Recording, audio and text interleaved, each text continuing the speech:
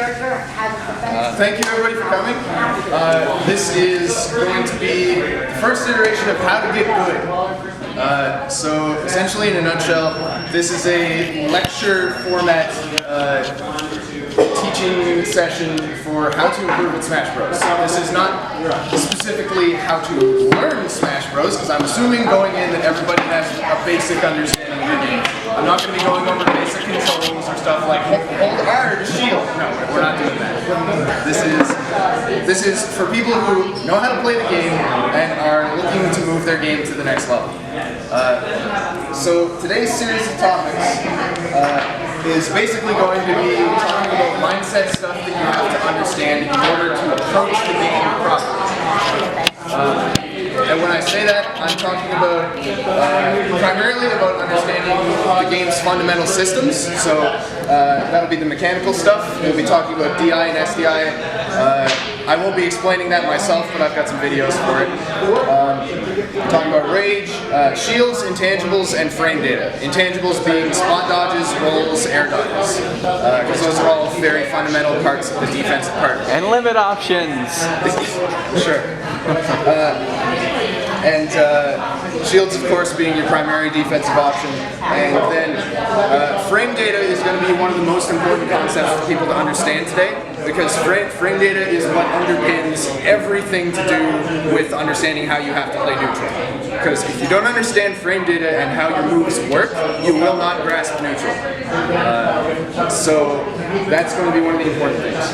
We're also going to be talking about mindset stuff, so how to pick a character. And I'm going to say some things that some people probably aren't going to want to hear, but I'm going to say it anyway. How to play to learn, which is very important and has primarily to do with how to understand how to play in friendlies and how to focus on improving, not just winning. And after that, we'll be talking about some things that you can do on your own to improve. So things, if you're not playing with other people, just solo practice in the training room and stuff like that. As well as a couple key concepts, one of which is one that a lot of people don't grasp but is super basic, which is understanding where you have to be looking while the match is going on. Because, I'll get to that in a minute. Anyway.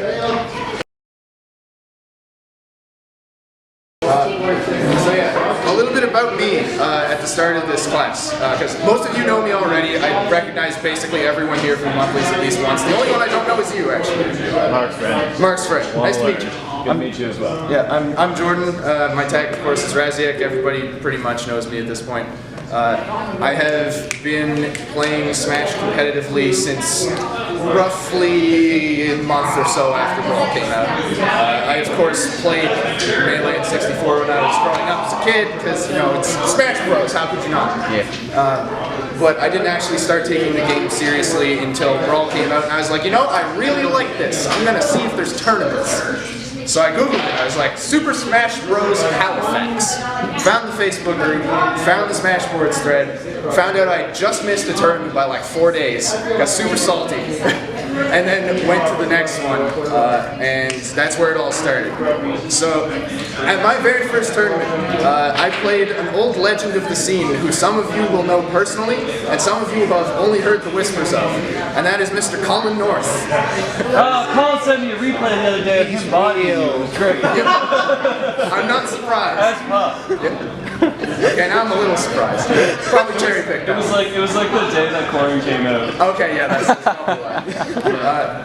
yeah, Colin was one of our incredibly strong players from the Brawl and Melee days. He has since moved away to Toronto to focus on life stuff. But he was the one who taught me everything about how to play this game.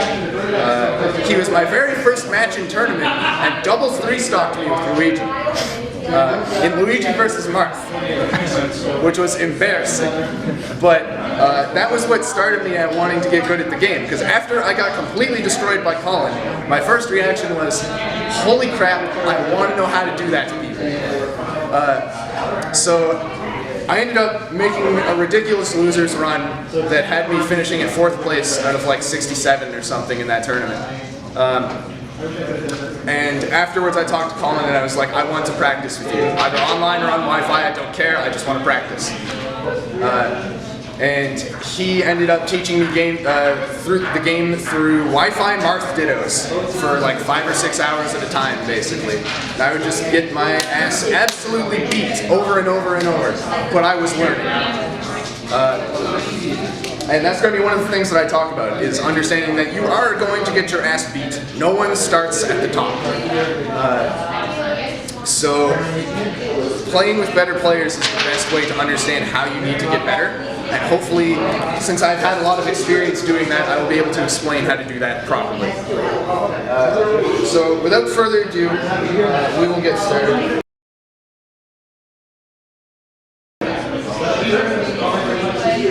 Alright, so step 1, picking a character.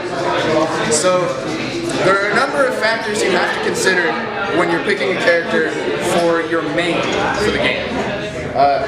So first and most obvious thing is you need to consider how good your character is. And you're basically aiming to strike a balance between the character's raw power level and your comfort with that character.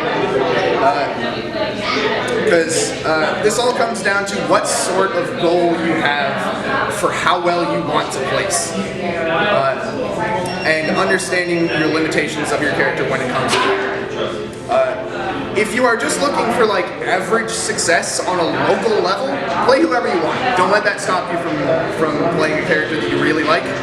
If you really like Zelda or Ganondorf, and you don't care about placing that well, then by all means, play Zelda or Ganondorf. But if you are trying to win, you want to be a success locally, you want to be consistently in top 3, and you want to be a threat at nationals, you basically have to pick someone in the top half of the cast. Like, I'm not saying you won't be able to see success with like Palutena or Shulk or some lower mid-tier character that's kind of underrated, Mac, that kind of thing.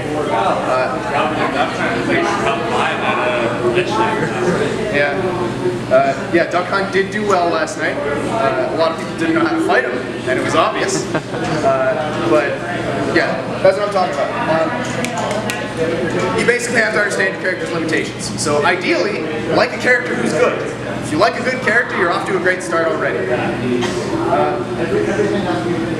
Reasonably speaking, I think you can play anybody from pretty much like 26, 27 from the tier list upwards and be able to do reasonably well. Smash 4 is a reasonably balanced game as far as the Smash games go.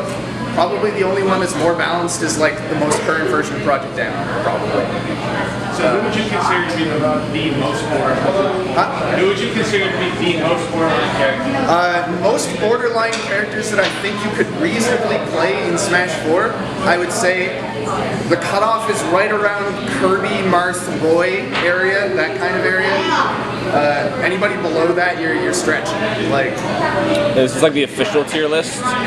Yeah, but like, I mean, some liberties with that. Obviously, the official tier list has Robin lower than I think Robin should be, but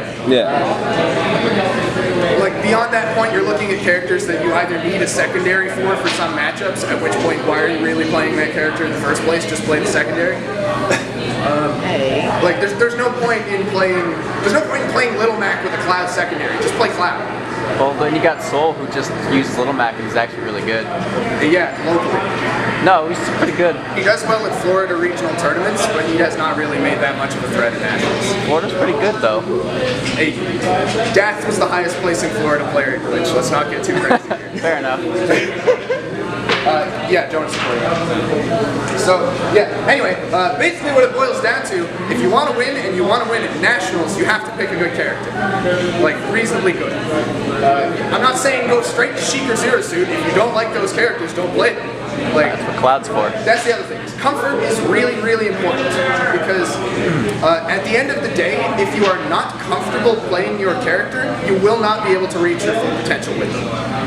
You cannot force a square peg into a round hole by saying, man, I should just play Sheik even though I hate Sheik, but she's the best character, so I'll just play Sheik. like, you can't do that. At the end of the day, if you're not comfortable with the character, you will not do well. Because you have to believe in yourself, you have to believe in your character. Your character has to be an extension of your body, basically. You have to feel completely comfortable playing your character and never thinking about what you're doing. Like some neon at any point in a match, if you have to think about what you're doing, then you're no longer thinking about the match. Your character, I mean, this is one of those really cheesy things that they say, like when it comes to martial arts and things like that, but your character has to be an extension of your body. You have to not be thinking about it. Hey, straight out of anime. You just this is do it. Neon Genesis. So the next point of worth talking about: should you play multiple characters? For most mid-level players, the answer is no, absolutely not. Playing multiple characters is something that takes a lot of effort because basically the way I see it is you have to reach a certain point of understanding the game before you are able to branch out into playing multiple characters in tournaments. Because all too frequently I see people run into problems where they go, okay, I'm starting to run into problems with my main in tournament, so instead of figuring out how I can or can't deal with those problems, I'm just going to try to dodge it by picking up a secondary character. And I see some people run through this cycle and they just end up jumping from character to character and never really settling on one thing, and that often caps people at a certain level of understanding. Because you get to a point where you need to understand that there are certain situations that you will not be able to fix just by switching to a different character. You will not be able to switch from your character to your secondary and be a better player than you if they also understand that matchup. Like, switching to a different character is something that you will see success with if that character is also reason to understand this. Now you're just going to lose every time you try this. And I see too many people get stuck in playing, in just jumping around constantly. How about for pocket characters for a specific matchup? Okay, yes, that is something worth mentioning. There are some very good characters, and I will use Ness as an example since Killa asked. Some characters that are very good and worth investing time in as a main have matchups that are just basically unwinnable. In this case, for Ness, it's Ness Rosalina. That matchup is so lopsided that you should basically never win ever. And if you won, it's because you vastly outskilled the player either directly by skill or by skill in the matchup. Like you'll see foe occasionally beat Rosalinas that are just pocket Rosalinas that don't really know what's going on. But even like, I forget what tournament it was. I think it was one in Texas. He ran into Vinny's Rosalina and got utterly trashed. It wasn't close. And he like tried to switch to Falco and got bodied. But some characters you need a secondary for. There are not that many of them that have like really hard counter matchups, especially among the good characters. So if your character doesn't really have anything worse than like a 6-4 matchup, then you can probably get away with playing that. 6-4 is winnable. But things like Ness Rosalina, you should probably just have secondary for that if you know the person's going to play Rosalina. So for the most part, I recommend investing into multiple characters under two scenarios. Either you have reached the point where you are good enough that you are able to branch into characters without weakening your overall skill, because essentially you are then spreading your effort, and you can't really do that until you've hit a certain point. Or you are playing two characters specifically because one is for hard counterpick matchups. Beyond that, I don't recommend playing multiple characters in tournament if you are trying to seriously improve with them. You should stick to 2 at most, I would say. Anything beyond that, you're probably spreading your effort thinner than it needs to be. Next one, uniqueness and why you're a weenie. So one of the ideas that I see people get a lot is they're like, I don't want to play X because we already have 3X in this region. Shut up, you're not special. You will not be special. Somewhere, there's someone better than you at your character. Most likely. It does not matter if you want to be unique in picking your character. If you want to be the only Pac-Man that doesn't make you special. pick someone you're comfortable with and pick someone who's good. Don't pick someone just because you're the only one of them. Saying, picking a crap character like, I don't know, let's say, Meat Gunner. yeah, we'll pick that one for example. Picking 1111 me gunner and being like, I'm the best 1111 me gunner in Nova Scotia means literally nothing. No one cares. It's not important. So focus on these. Don't focus on being a unique special snowflake. But at the end of the day, you're looking at balancing all of these things. Primarily, once again, to review, pick a good character, pick someone you like and you're comfortable with, and don't try to play too many characters when you're at mid-level, because you'll just spread yourself too thin. You won't advance in the game. Playing to learn.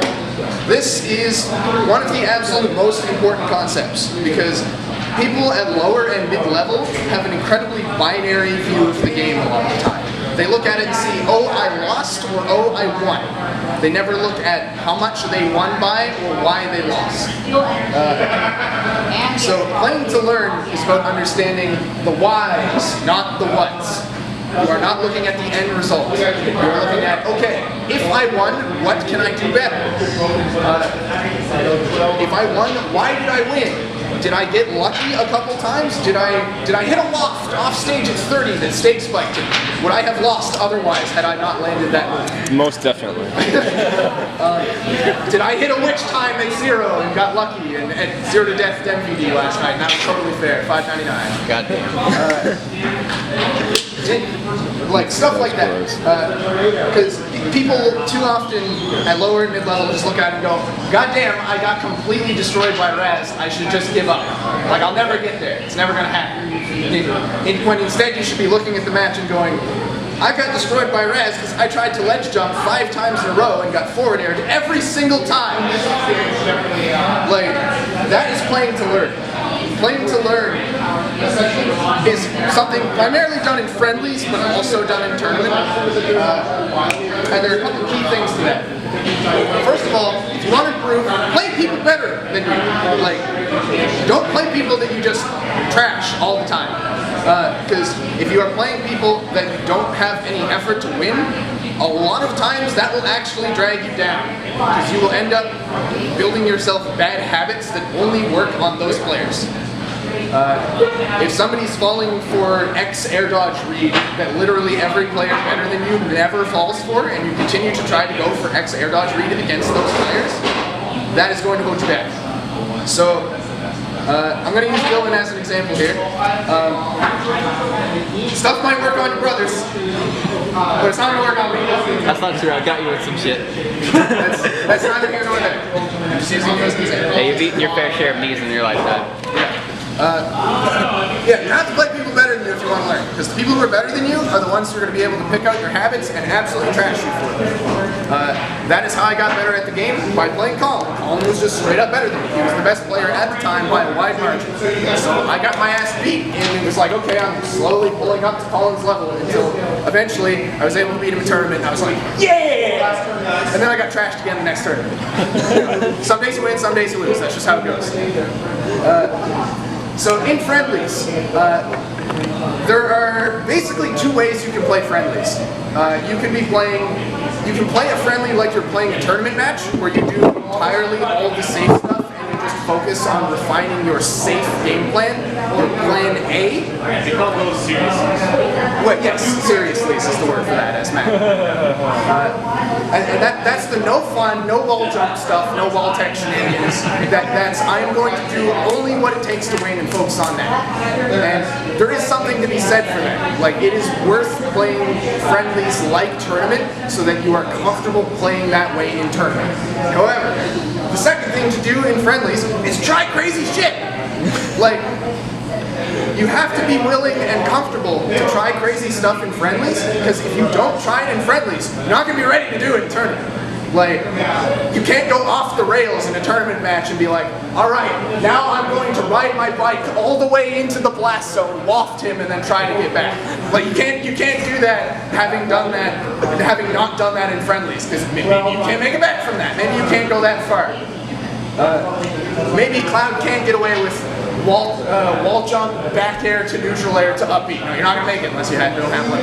Like, I'm just picking random crazy examples. Robin's not gonna get away with jump out, double jump, down air, and then make it back.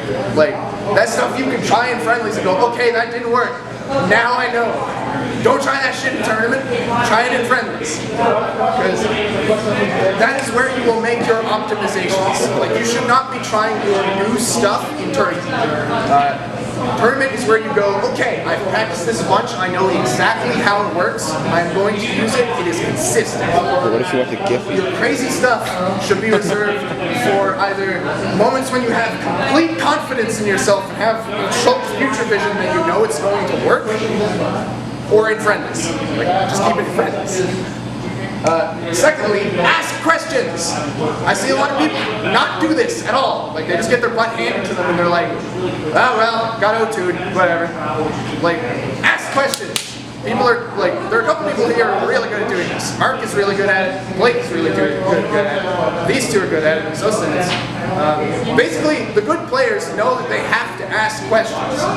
And it's like, okay, if you don't understand why you're getting beat by something, ask. Most of the time, people will tell you. Like, most of us are not selfish enough that we're like, ha ha ha, I must withhold my tech so that no one knows how to beat Robin. No, I will explain to you exactly how to beat Robin if you ask. Probably after the set. Yeah, probably after the set. Like, you ask me between game 1 and game 2, I'm going to say, no, you hold that L, you wait. Then I'll explain after.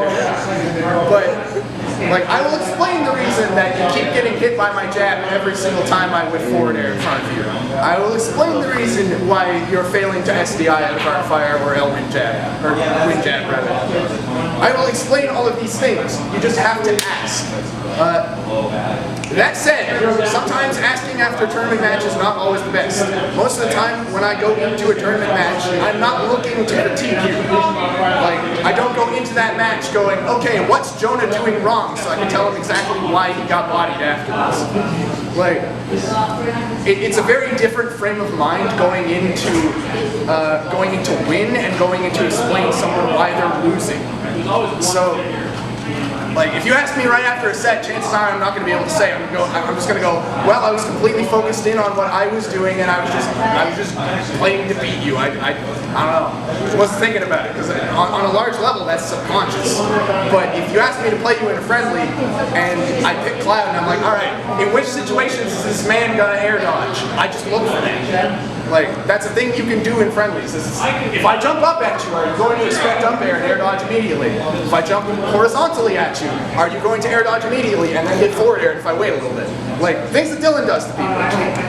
Dylan's just like, I'm going to double jump the Falcon, and there's the air dodge. Oh, yes, there's the knee. Highlight reel, crowd goes wild. Sparkly hit sound effects. Felt good for a time. Choky moves, all that stuff. Hey, I don't taunt. Well, that's true, you don't, actually. But not true Falcon players. Yeah. So don't be afraid to ask questions. And if anybody has a question at any point while I'm going through all this shit, just raise your hand. I'll get to you. Next thing, when you are playing to learn, set yourself small, manageable goals. Improvement in Smash and in anything really is a gradual process. You will not be able to give yourself realistic goals and improvement schedules if you go in saying either goals that are unrealistic, like I want to beat Raz. Like if that's your goal one is beat Raz, that's too high. You're aiming too high. Like, you got to start below that. Start at like the person right above you on the PRs, the people that you're consistently having close sets with. Like. I don't know, I'll pick a random example, I think. I beat Gifka. Yeah, there's an example, okay. Once. Jonah had been getting bodied by Gifka a bunch, and he was like, alright, I beat him once, now I just gotta beat him again. And then again, and then again. Just focus on improvement like that. Like, pick goals that are reasonable for you. That is the biggest thing. If you are picking goals that are not reasonable for you to obtain immediately, you will get discouraged because you will not reach them. You can even make it simpler than that. Like if I play against Gifka, say I'll try to only lose one stock to Beefy. Yes. Like Captain Rock or something like that. Like you don't necessarily have to beat someone because if you're going to your first tournament, you're probably not going to beat someone. Yeah. So just you can make it simpler. Jesse has a very valid point with that. It doesn't have to be as binary as just win or lose. It can be smaller sub-goals. Like, okay, this time I was fighting Jordan and I managed to take a stock. That is better than the last 3 times I have gotten 3 stocks. Or, okay, this time I got into his last stock. How can I get this far? Okay, this time I took a game. Can I win the set? Like, you gotta set small, manageable goals. You need to set it lower than that if you're working on a character. Like Jordan was telling me once a couple days ago about how he would stay in a training room for like an hour or 2 at a time, just practice trumping. I remember way back in the ball when I was picking up Wario and I was trying to learn how to use Nair efficiently. So like just go in the training room and then just throw around Nairs a whole bunch. Yeah, that's figure out what works with what. That is something I'll be getting to in a moment, is how you can use training mode to practice for yourself. But that is absolutely another one of those sort of goals you can set. You can pick small and discrete aspects of your play and say, how can I improve this? Like, for example, Dylan might go, okay, how can I make the most out of Cloud's Nair while edge guarding? How can I use back air?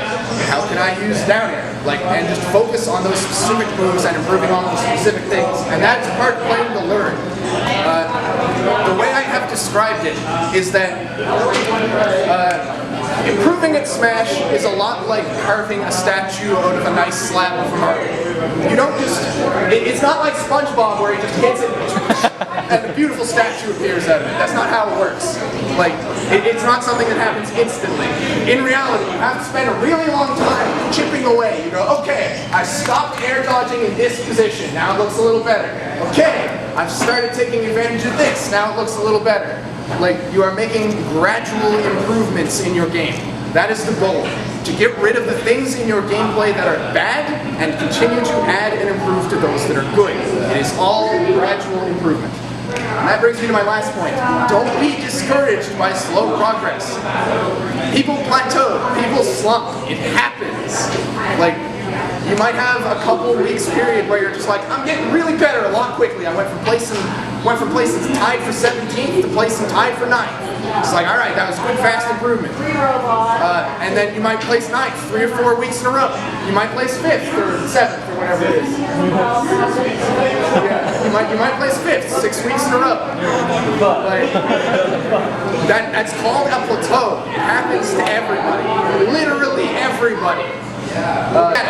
Like, people have those gaps, and you will eventually get past them. Sometimes it will take a change. Like, you might have to change your current practice plan and say, okay, this is not working for me. What can I change to improve it? But you have to continue, and it's all about playing. So put things in perspective a little bit. When I first joined the scene, I didn't do any better than 3rd for 2 years. That's about it. Yeah, pretty much. Yes, small anecdotes. Like, you will have a period of time where you can't get past X player. You will have a period of time where you just can't win X matchup. You just have to push through it. Like, that's part of competition. There are people who live in the shadow of somebody else for literally their entire careers. And sometimes that just happens because they don't stop improving. So, unless somebody just stops playing and stays static, and you're trying to catch up to them, they're also going to be improving, and you have to keep working. Everyone else will be improving around you, so even if it seems like you are standing still, sometimes it's just because everyone else is also improving, and that's something that you always have to keep in mind. So, moving on to our next topic. Yourself, training mode, and muscle memory. So, people often ask, what can I do solo to improve? And in most cases, this is simple technical stuff. There was a period of time in Brawl when I was focusing on improving from a mid-level to a higher level, where I would take an hour a day and I would just go into training mode and I would move around That was literally all I would do. Is I would dash and move around stages. I would focus on platform canceling and moving smoothly around the stage, making sure I could get from point A to point B with no mistakes. Like, that's a thing you can practice on your own. You can say, okay, I'm feeling uncomfortable moving around on Lilac Cruise. Just go on Lilac. Just run around for like an hour. You can do that. And then you go, okay, now I know how the tilts work. Now I know how I can properly land my aerials and still auto-cancel them on the slopes. Now I can understand exactly how I cover platforms with Cloud's gigantic up air. Like, that's the thing you can do by yourself. You don't have to be playing somebody to do that. You can just run around and do stuff. Next thing is simple combos. This is stuff that doesn't require any input from your opponent. Like, it does not take another person to go in the training room and go down throw, up air. Like, you can do that. That's what I did. As soon as we knew the checkmate worked, I stayed in training room for 3 hours and just did it over and over and over and over and over and over and over and over and over and over and over and over and over and over and over and over until I could do it with my eyes shut. Like, that's what you do. Because you need to get that stuff into muscle memory. Those of you who don't know what muscle memory is somehow, that's when you have done an action so many times that you do not have to think about the timing to do it. Your body just does it. Like, you all have something that is muscle memory. Breathing is muscle memory. Like, Playing an instrument. you're now aware of your own breathing, guys. You're gonna do that too. But like, these are Don't fall things that for you it. don't think about. That Your body tongue really just doesn't does. sit that comfortably in your mouth, you know, it's kind of And just... you can train this stuff. You can train this stuff for Smash. Like, this is a huge part of it. It's slightly less important for Smash 4, but like Melee is entirely muscle memory. Everything in Melee is muscle memory. Like, nobody's thinking about, okay, now I have to press 20 buttons sequence to do Wave Shine. Like, nobody thinks about those buttons every time. They just go, okay, Wave Shine. Across the stage, they did it. 10 out of 10, Fox, the best. But those are the kind of things you can practice in training with. When they were very early in Smash 4's lifespan, one of the things that I did was when I wanted to focus on improving ledge trumps and adding those to my gameplay, I went into training room against Lucario, because I was pissed at Matt's Lucario, and just practiced ledge trumping Lucario over and over and over and over. It's like, ledge trump air, ledge trump air, ledge trump air, ledge trump air. Next monthly I went to, I killed you with it 2 or 3 times, I think, in the set. And that was because I went in and I practiced and I made sure I didn't fuck it up. I was like, alright, we're just going to flip ourselves off the ledge. We're just going to do it over and over. We're going to do it over and over so that we don't mess it up. Because nobody feels good when you go for a ledge trump and you just fall past the ledge. You're like, well, fuck, now I'm off stage. They're up there. This is awful. What do I do now? And it's because you messed something up that you could have fixed on your own time by yourself. And you never want to feel like that. You never want to have a mistake cost you in tournament that you could have fixed on your own time by yourself. If you lose to someone, it should be because they beat you, not because you beat yourself. Like, that is the point of solo practice, is eliminating all of the places that you can beat yourself. Of course, stage familiarity I already talked about. If you're not playing on every stage, you're doing it wrong. Like, you should not ever... You can play on stages enough that you will not be uncomfortable on them for a counterplay. Like, I hate FD with every fiber of my being, but I still play on FD in friendlies and I'm comfortable playing on FD. I just don't like it. Like, you're allowed to not like something, but you should still be comfortable with it. So, you should, since you're living in Nova Scotia, you should understand how to move around on Delfino. You should understand Halbert's mechanics and how it works. Because otherwise people are going to take you there, and you're going to lose, and you're going to go, hey, I lost to Delfino. You lost to you, because you didn't practice Delfino. Like, that's something you can do. You can go to Halbert and you can go, alright, it takes X seconds for the ball to hit the ground. And then you'll never get hit by it. Unless they hit you into it, in which case you gotta outplay it. But, like... Tournament series, your own stability. Neither here nor there. Yeah, you can be prepared for those things. Those are all things that you can prepare yourself for. And you don't have to do that in tournaments. So, talking about things you can do with other people. Focused training sessions. This is something that I do a lot in one-on-one situations. I have done one-on-one training sessions or close to it anyway, like 3 people tops. With Dylan, I've done it for literally years with Jesse. Like we used to play at university for hours, literally all the time. Blake and Mark do that together, I know that. You did with Roma once, didn't you? I've done it with Blake, I've done it with Brian. Like... You went to Roma's house?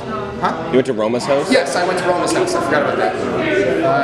Like, you can do long sessions, and the big thing that doing long sessions is important for is building up your stamina. Because tournaments are a long day. Like, I will be talking about this and how to prepare yourself better for tournaments in one of the later sessions of this stuff. But a tournament is a really long day. Like, you're gonna, for something like Kings of Halley, you're gonna get there at 10 in the morning, and if you're making it to finals, you're probably gonna be there until 10 or 12 at night. Like, Finals alone is like an hour. Yeah. That's an hour of laser like focus. yeah, like, you have to be ready and able to play for a very long period of time without letting your play quality slip too much. And in the beginning, that's very, very difficult. It is very difficult for some people to play even a single set that lasts like 45 minutes.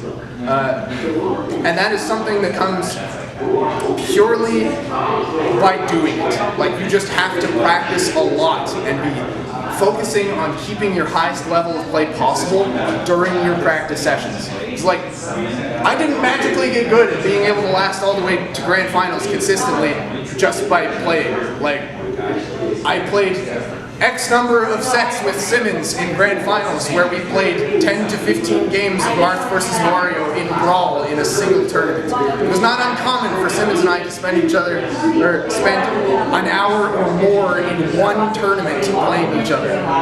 Like, you have to be able to do that. And it's very tough. Like, I'm not saying it's easy to just play a bunch and you'll get better at it, but that's how it works. Like, it's just like training to be able to run a marathon.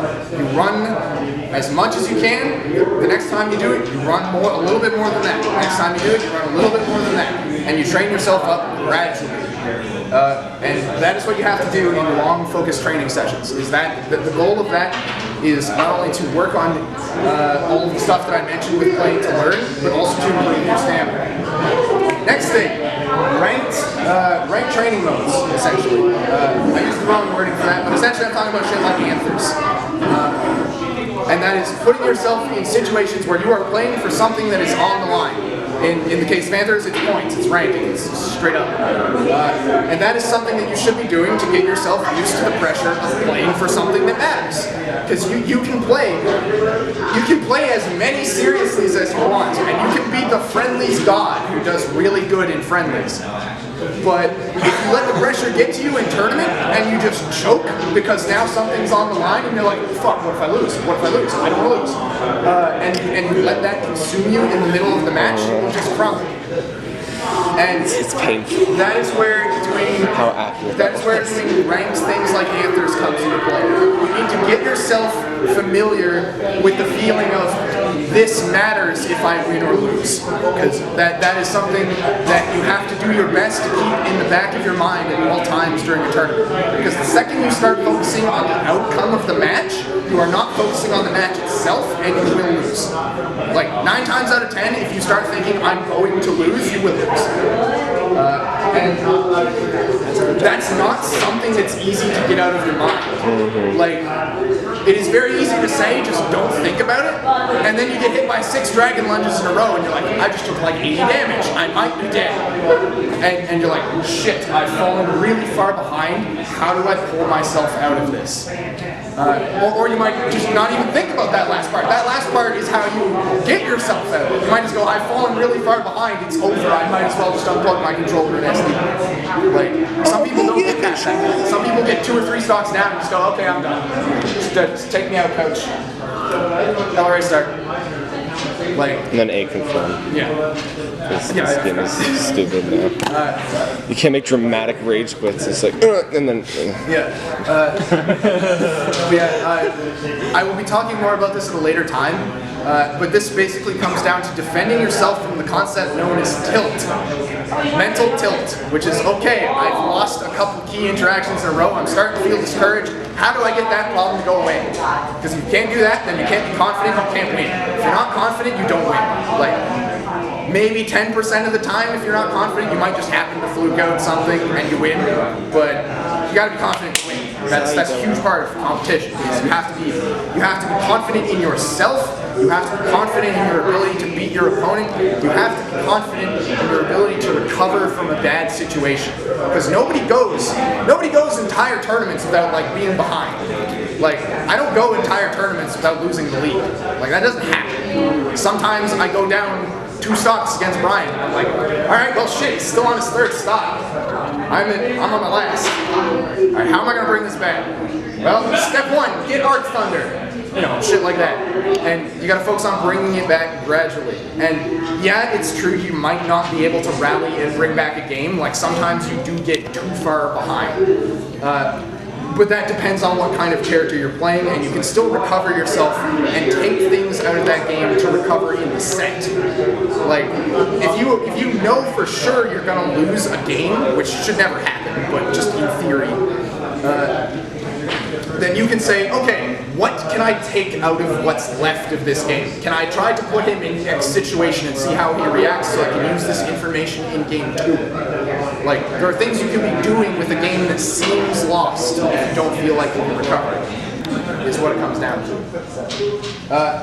Next point, why Fort Glory sucks. Alright, so I'm sure a number of people here play entirely too much Fort Glory. There are several reasons Fort Glory sucks. First of all, you get people all over the goddamn place, so connections are inconsistent. And inconsistent connections suck because your tech skill will be off. It takes time to just get used to, so you won't be playing at your best. Second reason, it's FD only. Tournaments don't happen on FD only. Like, they just don't. Most of the time, tournaments don't happen on FD at all.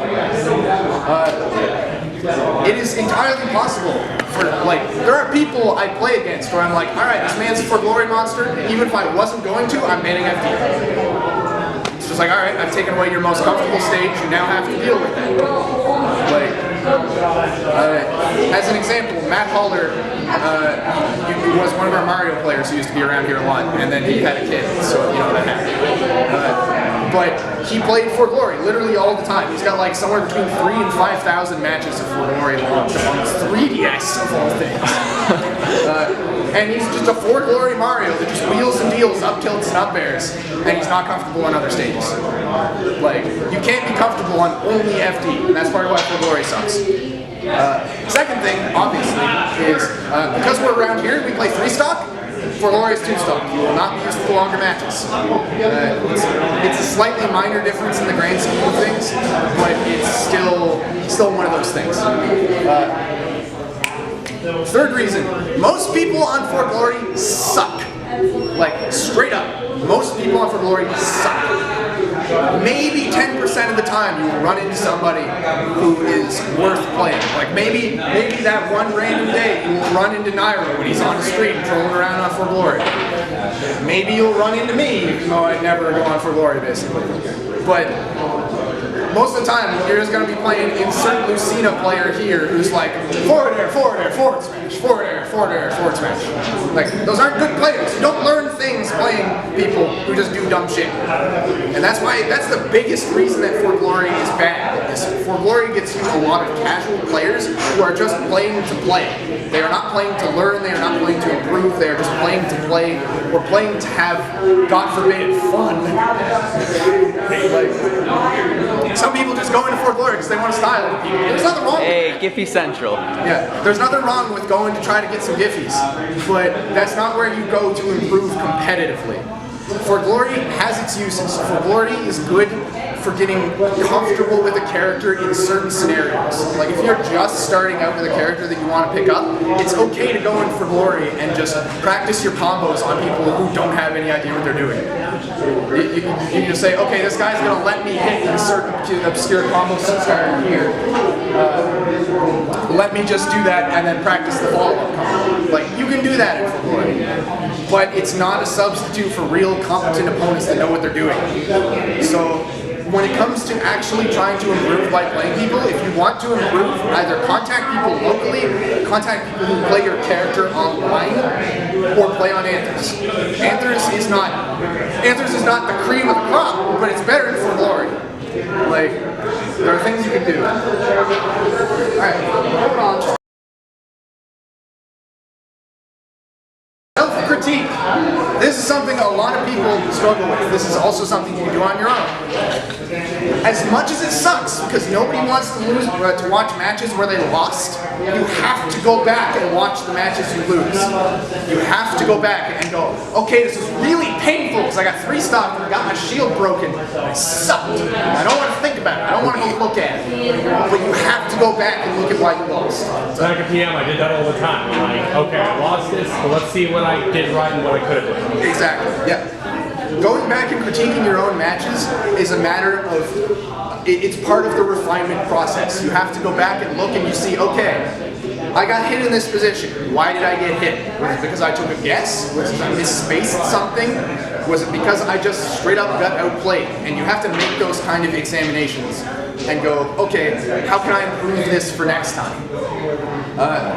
And it's no fun because nobody likes to watch themselves lose. I hate having to do it because I hate watching myself lose. I'm like, God damn it, shouldn't have lost that. And I feel bad, I'm reliving it. But you have to do it. It's so important. Because if you only watch the matches where you win, you won't learn. Because it's easy to win and just go, okay, I won, great, thumbs up, check out this cool combo I did. It's hard to go, okay, I lost, I got bodied here because I air dodged here. I have to not do that next time. Like, I'll pick a random example. Blake is probably at some point going to go back and watch his game against Dylan's Falcon and go, okay, I air dodged here, here, and here, and that's why I lost the set. And then he won't do that next time. So, you should do this after every tournament, basically. Like, as soon as the videos are up, you should rewatch them. Well, not necessarily as soon as you're ready. We can use the Discord as a sort of session for that. Huh? We can use Discord for a sort of session for that. Yes, yes, that's another thing. The Discord group that we have on Discord. yeah, yes, on Discord. I meant the link is posted on Facebook. We just the other night we rewatched losers finals and grand finals of the recent weekly. It was me, Mark, and Blake, I believe, and we were going over and talking about a bunch of different interactions that happened in the matchups. In that case, it was Dylan versus Aaron in losers finals, and then Aaron versus myself in grand finals. And we just went through and talked about certain things. It's like, okay, this is why I got here, things like that. And that is something, that is a resource that's available to you. Like, chances are, as long as you don't want me to do 60 million of them, if you ask me to take a look at a replay and see what you did wrong, I will do that. Like, I will sit down on Watch Together on Discord and go, why did you air dodge there? That was really stupid. Or, I'm gonna bust Brian's balls. Oh, great. Why did you pin to the top of the tree and then kick to the only place where you could die? Like, things like that. Like, we will go through and look at mistakes and go, okay, how can we improve them? Other thing, have other people review your matches. Like, I don't know how friendly some of the other character boards are, but like, I do this with Robins a lot. People will ask me, they'll be like, can you take a look at this match? And point out some things that I did wrong. And I go, okay. And I just bring up a notepad doc and go, 206, you did dumb thing. 306, horrible arc fire. 440, literally, why did you miss your checkmate? Practice that in training when you suck. Like, well, not that extreme, obviously, but things like that. Yeah, most of the time, your character boards will be willing to help. Some are less willing than others. It's about asking the right people. Next topic. So this is one of the videos that I wanted to show you guys. Very important concept that underlines a lot of neutral. I kind of couldn't think of a better place to stick it, but it's so important that I want to have it mentioned early. And this is, where do you focus mid-match? Can anyone tell me? Like, where do you look at on the screen? In between you and your opponent. Correct. Dylan is absolutely correct. You do not look at yourself, you do not look at only your opponents. You look in between the two. And I have a video here that I'm going to show you guys that is an eye-tracking video from Street Fighter. And this will show you exactly what I mean. Is this Diego Juarez? I don't know. No, have you ever... Second roll, I make sure. Yeah, when they're in neutral, he'll be looking between them, and then he switches focus depending on whether he's winning or losing. And that's the important thing, is that sort of focus allows you to catch things that you would otherwise miss, because you are essentially boiling it down purely to your reaction time. And this is how you get past the limits of human reaction, because rather than, you essentially cut out parts of the cognitive path. Like, the full flow of a reaction is, I see something, I realize that I saw it happen, I choose to take an action, I take that action. That's the full flow. If you are looking in the right spot and you refine your reactions to the proper point, you see something happen, you do it. Like, you cut out the stuff in the middle. And that's part of what looking at that part of the screen is about. You are not looking at Elena and going, okay, Elena's approximately this close to me. You go, okay, I saw Elena's body in this spot, I can now press this button. Like, that's what the eye focus is about. That is essentially the gist of that.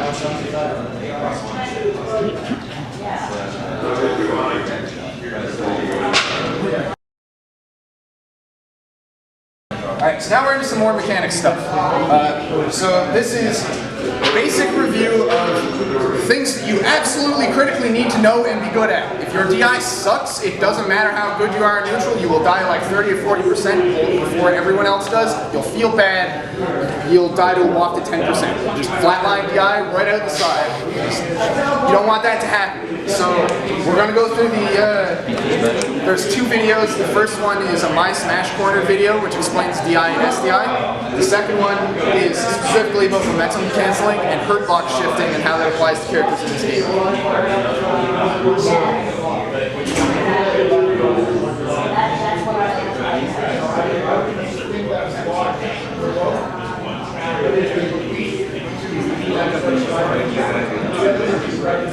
Turn this up. Circuit smash DI. That is the absolute most important thing you must learn.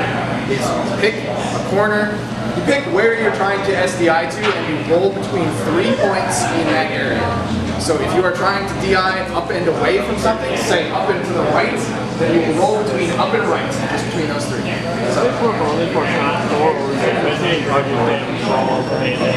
DI is different in those games. it's a little different in those games, but a smash DI I believe works mostly the same. You can use One important thing to note that I don't think gets covered in this video, the C-Stick does not work for Smash DI in Smash 4.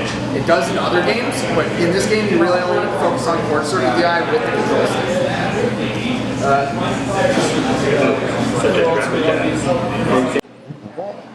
I don't know how to do that. Keep in mind that none of that works with Duck Hunt's jab.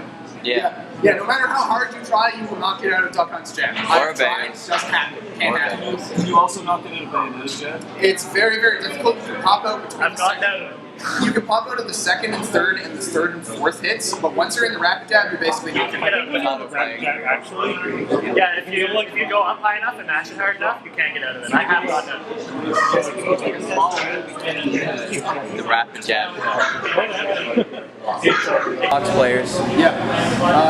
This works differently than it did in Brawl, and it's not quite as useful, but they'll explain that in the video.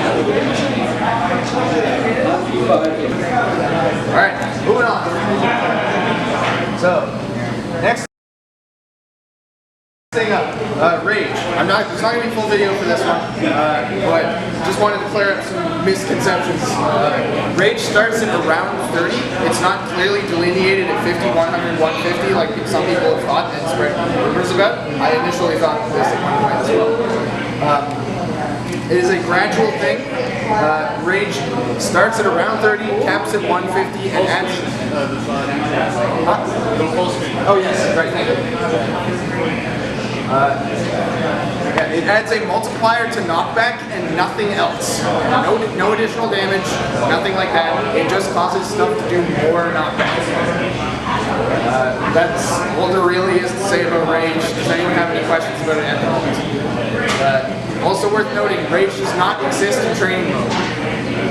Do you know the percent variance that Rage can affect? What do you mean? So stuff like Ding Dong, when you have Rage, it kills earlier. It makes the window different. So Yeah, that's something that varies mostly by character, and you would have to take a look at.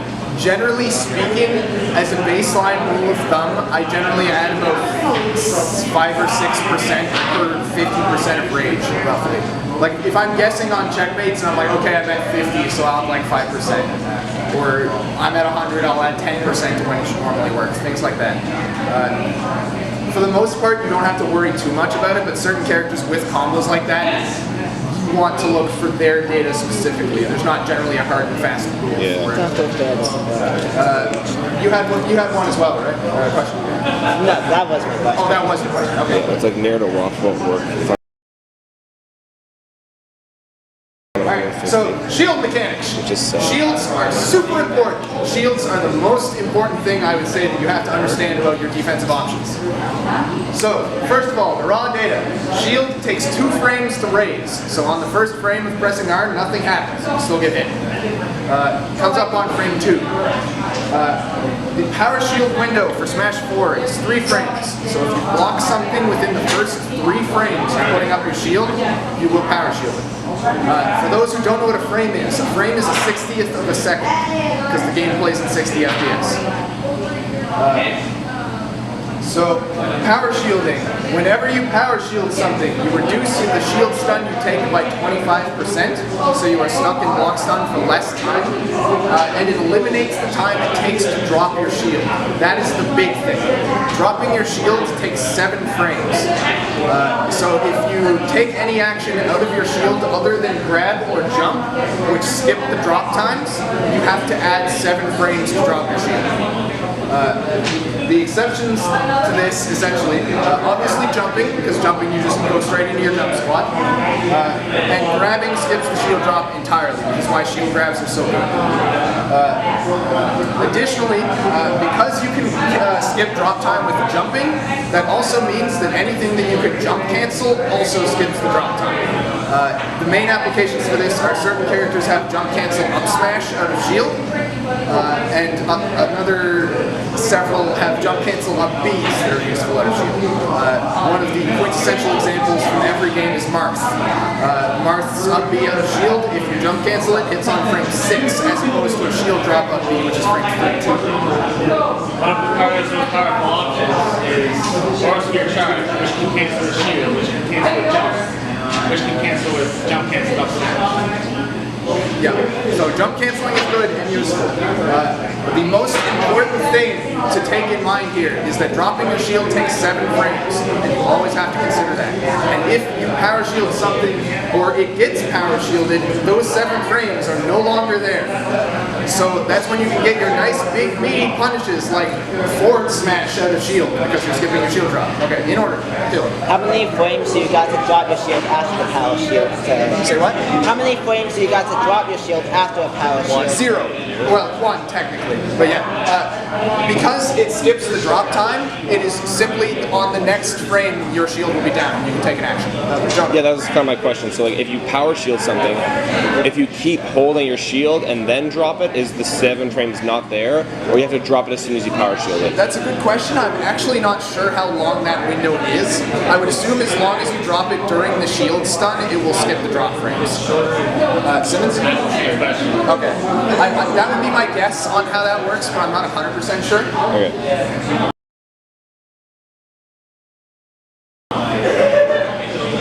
Alright, so now talking about shields, why shields are so important. Obviously, they're how you don't get hit. Shields are your most important defensive tool in neutral because everything else has either startup or end lag, and I will be talking about that on the next slide when I get to tangibles and how to exploit them. So, the biggest thing to keep in mind in this game is, unlike a lot of other fighting games where players have a clear and defined turn because of how aerials or moves are plus on block, almost everything in Smash is negative. There are very, very few moves in Smash that are safe if you shield them. So most of Smash's neutral is about properly spacing so you're not close enough to be punished if something is shielded. Or making sure that you use moves safe enough that you can't be punished badly. In other fighting games, you will have moves where if you hit somebody's block, you're just 4 frames ahead of them and just get to do something else. So that works pretty different than Smash does. There are very few of those in this game. And obviously, once you understand how shields work and properly understand how you can get moves out of your shield, then that allows you to properly optimize your punishes. Because something I see a lot is people will block a really punishable move that's like -20 or something, and then just grab it. Like you can get so much more out of that. Like if you block something that is that negative, you can just forward smash them out of shields. Most forward smashes are that fast. So that is going to be a big point. We'll be talking about this more when I do the next lesson, when I eventually get to explaining the incredibly complex concept that is neutral. And then we'll be talking about dash to shielding and how all that shit works and all that kind of stuff. But for now, just obviously, I'm pretty sure everybody here understands that shielding is really important, but I just want to stress it. So, frame data, and this is my favorite GIF of all time. Alright, there are several key concepts to understanding frame data. I'm using a Street Fighter example because this GIF summarizes everything I can possibly do. So first of all, the startup of a move. This is once you have pressed the command to do the move, but the move's hitbox is not yet active. That is what is referred to as startup. So for example, Robin's jab is frame 4. Hits on the 4th frame. So the first 3 frames are startup where she's swinging the sword, but it is not yet active. Then you have the active frames of the move. This is the frames where the hitbox is out and can hit something. This is generally only a couple frames. Some are meatier than others. And I say meaty, that's another fighting game term. Just talking about a nice helping of frames in which something is active.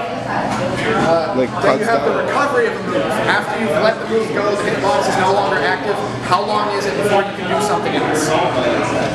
And then of course you have the stun that the opponent takes during the move, which leads to either the net block stun or hit stun, and that's what determines combos, etc., etc.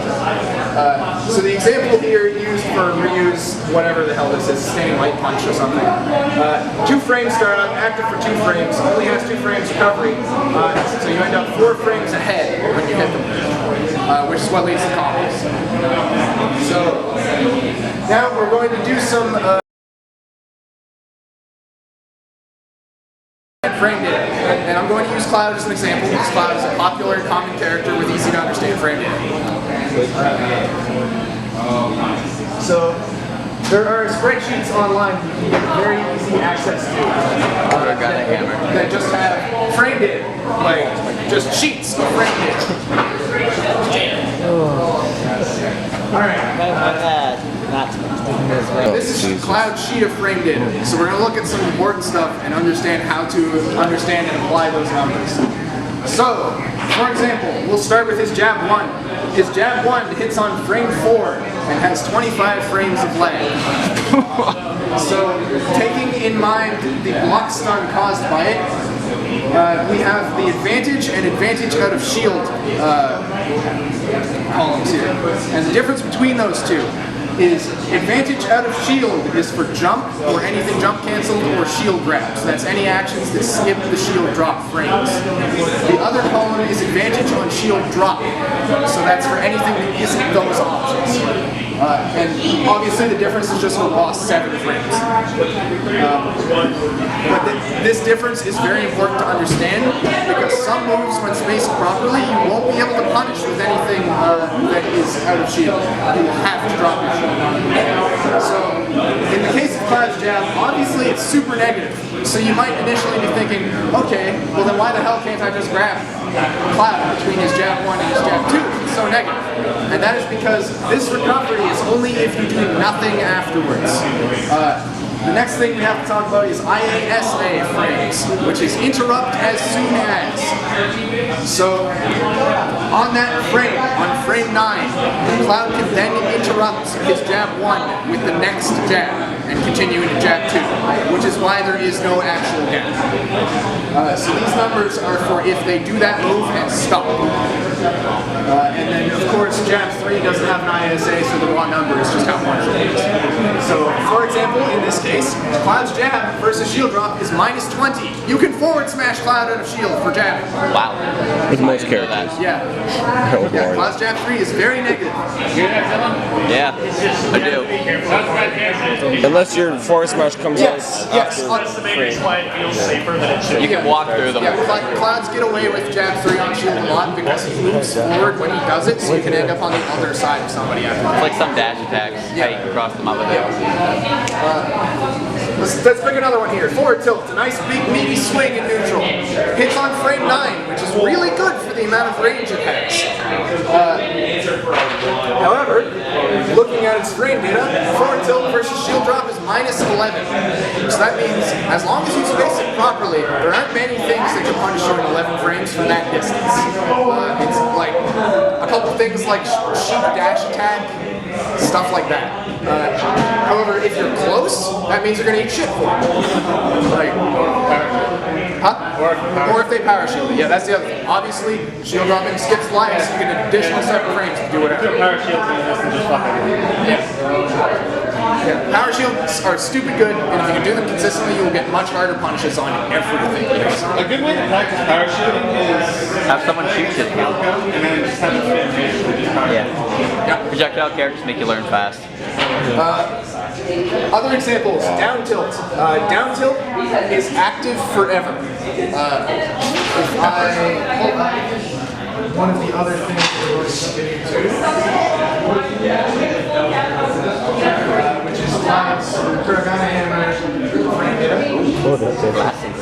If we look at down tilt is active on its first hitbox from frame 7 to 8, and then the rest of down tilt is active from 9 to 17. So there's a total of 10 frames where Cloud is sliding where his foot can actually hit. So when keeping in mind the block stun that something causes, if you hit somebody late in the active frames, that means it's less time that you can punish them. Because if you're hitting them late, that means the block stun starts later relative to their recovery. Does everybody get what I mean by that? Okay. So now, let's look at some of the even more important numbers here. Say you block Cloud's forward smash. Cloud's forward smash is a whopping -19 versus shield. I think. Yes. Worse than jab. Yes. No, better than jab. Better than jab. Better than jab, but still really negative. First hit down smash is -30. That's enough time to forward smash with Ganon out of shield. So you shield when you play against Cloud. Hey, that's the risk of a frame 8 down smash. this is what most characters frame data looks like. There are very few characters that are extremely safe. Mario. Yeah, it's basically characters like Mario, short-range characters, things like that. So when you're looking at frame data for characters, this is what you want to be looking at. You want to go, okay, which things are really punishable, which things aren't. If we take a look at Cloud's aerials, for example, neutral air is only -2 versus shield drop. Damn, really? Yes. Wow. Yeah. So this means if you are spacing Cloud's neutral air properly and hitting them with the last portion of the hitbox and spacing it correctly, you will never get punished. 2 frames is not enough time for them to do something that can reach you. However, if you space it poorly enough that they can shield grab you, then you're -9 and you're going to get shield grabbed. What's it fair is +2 on shield? Back air is +2 versus That move is so good. Cloud's back air is +2 versus shield drop. And that's as a landing move. Literally can't be punished. So if you space Cloud's back air properly, you will not punish it. Like ever. Don't try it. Other examples, up air if you cross them up. So this is versus shield drop. Up air is +1. So if you cross somebody up with a landing up air as Cloud, you are at frame advantage. if you land on the front side, they can shield grab you because they're just going to skip the shield grab. But that's why up air is really dumb. And then you have silly things. And you can talk about auto capture. Yes, yes.